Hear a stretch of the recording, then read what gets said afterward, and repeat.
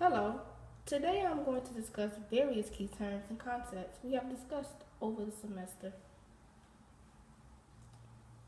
In Chapter 2, we learned about bricolage, which is a part of digital culture and it means to do it yourself, putting objects together based on multiple sources of information across various media. In French, it means to jumble. An example of bricolage is the movie Night at the Museum 2, which brings together characters from a variation of different films and stories and puts them all under one roof for comedy.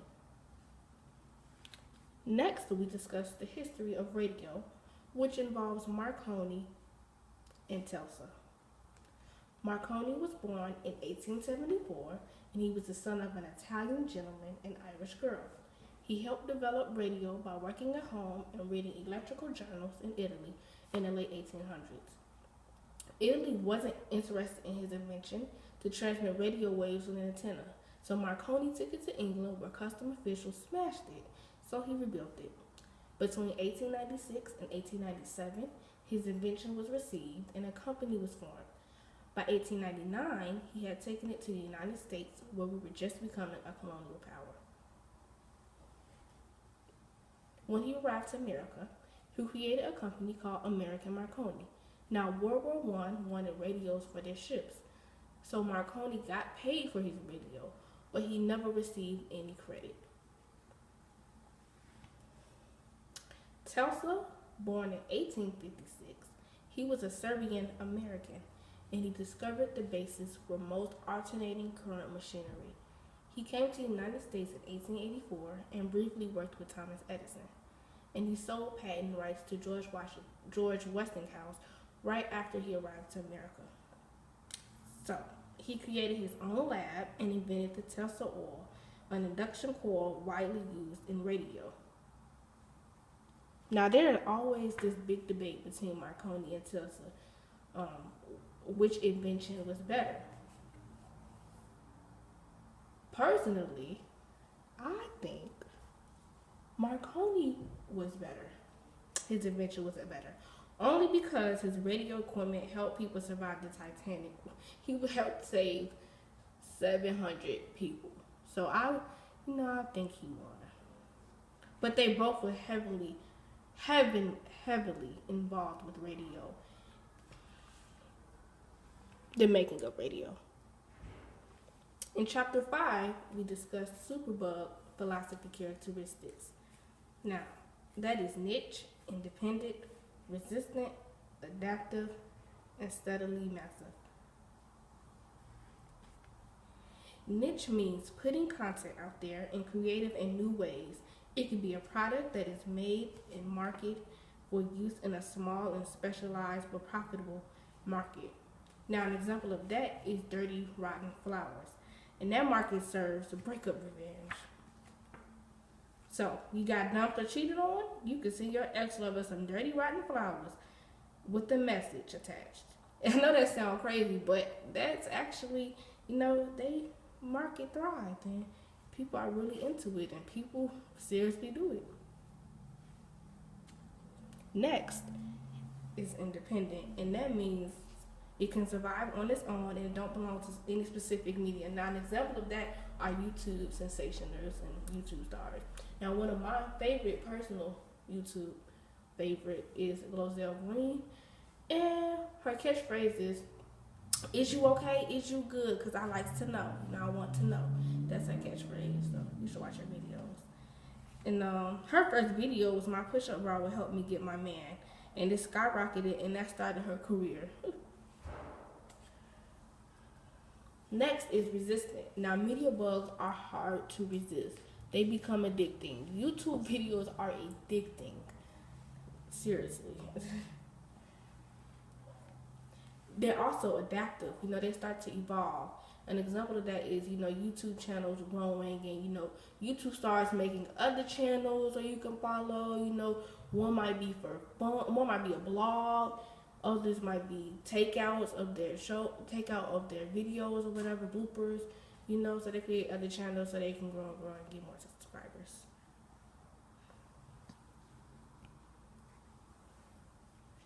Also, we learned about Also, another characteristic is steadily massive, and that's the superbug media are massive without necessarily going through the mass media. So, internet sensations that get brought into mass media shows and competitions. In chapter 6, we learned about appointment viewing. Now, that is the practice of setting time aside to watch a particular television program. I think I have become I practice appointment viewing because when I got to college, I set aside the time to watch my television shows, the important television shows, which is Pretty Liars and Empire. Next is binge watching. We also learned that in chapter 6, and that's when you watch an episode of a TV show in one sitting over a short period of time. A lot of people binge watch Netflix. That's the big thing. I personally plan on binge watching Netflix movies and TV shows in the summertime. And I love Friends. That's like one of my favorite television shows. So I will sit there and binge watch the season 1, season 2, and I've already seen them about hundreds of millions of times.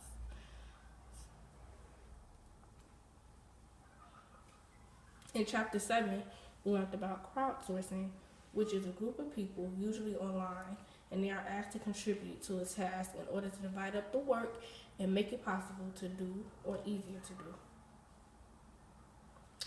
An example of crowdsourcing is Kraft Foods. Now, Kraft allows you to crowdstorm product ideas. You can submit ideas and suggestions on their website. That sounds cool. I might have to submit some of my recipes or whatever to their website. 7 Things I Wish I Knew in College by Walter Glenn. Now, the 7 things Walter Glenn wished he knew in college. He knew in college. Back then, with that friendship, the friendships you make in college can get you a job later. Focus more on learning than grades. Take advantage of resources colleges. This college here says I've heard that about 50 million times, and I do take advantage of them. Get to know your professors, which is also a big thing. Study abroad if possible. Be careful with student loans, and be choosy about your roommate.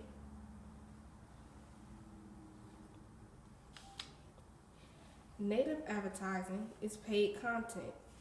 Now that's articles and infographic videos, you name it.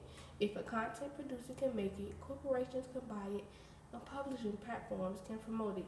Now Pandora, Tumblr, Twitter, and Facebook are really big on that native advertising. Now my pet peeve is really with Pandora, with the little ad that pops up at the bottom of the little screen. It ruins my mood because I might accidentally click on it and it changes the station or whatever, and it ruins my mood. They need to get rid of those. I hate always having to click the exit button at the top for it to go away every 2 to 5 minutes. So penny press or penny paper. Now, this was the first mass medium, and it basically is affordable newspapers that anyone could buy. It was only a penny. When telegraph and telephones came about, business really started booming. Now that's a picture of an original penny press at the bottom. That's really cool. But so the New York Sun was the first successful penny paper in the United States, and now we have hundreds of newspapers. But that was the first successful one. Stay Manifesto is an inspirational message, and it's a reminder of values we live and we work for. This is a really good message. I need to print this out and hang it out on my wall and apply it to my life.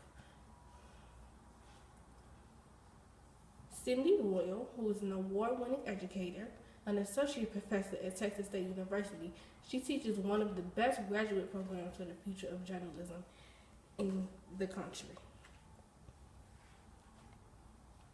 Carrie Brown Smith is an associate professor of journalism at University of Memphis. She is creating a graduate program in social journalism. The program will take the best of journalism as we have known it, and the best technology we see today, and try to maintain systems for news media. Personally, I would rather study with Cindy Royal for grad school, only because she already has the best graduate program in the country, whereas Carrie Smith is creating one. I'd rather go with the one that's already the best in the country. Internet advertising is promoting messages and advertisement online. Now down there, that's glamp.com. You know, they're advertising their clothes. And on the right side is U.S. online ad spending. Now we're already in the year 2015, but they're saying by next year it will be 62 billion. From 2011, we had 32 billion, and about to skyrocket all the way to 62 billion. It was no decrease, and it just kept rising and rising and rising. That's crazy. So it's really a big, in 2010, online advertisements surpassed newspaper advertising. But that's the thing, newspapers are going out of style. Newspapers ads would not have as much as influence anymore. More people have access to the internet than newspapers, and marketing is shifting towards more ads online.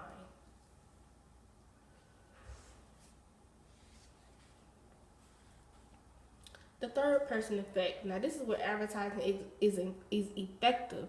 It just does not affect us. I have seen plenty of commercials that I'll just sit there and watch. It's effective. I mean, it works for some people, but it just not work for me because I'd be like, oh, somebody else gonna buy it.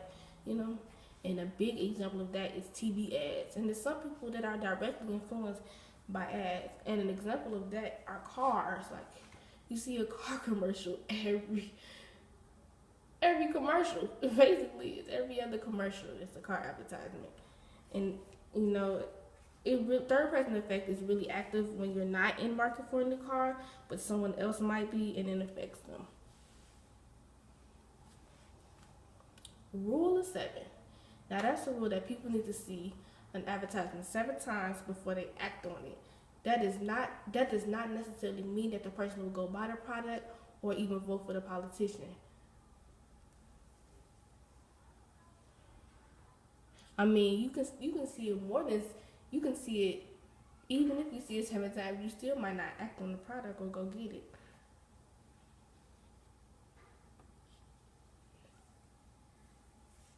Agenda setting is powerful influence of the media, and it's the ability to tell us what issues are important.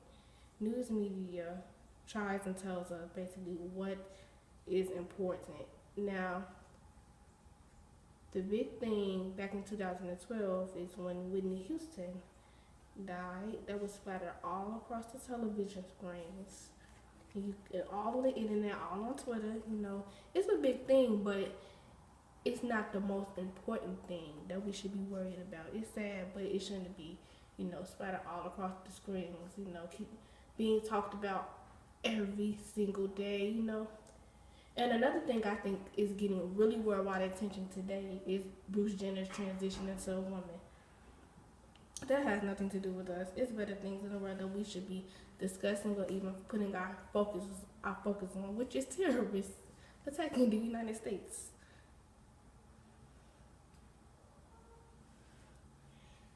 Thank you for watching my video. I hope you enjoyed.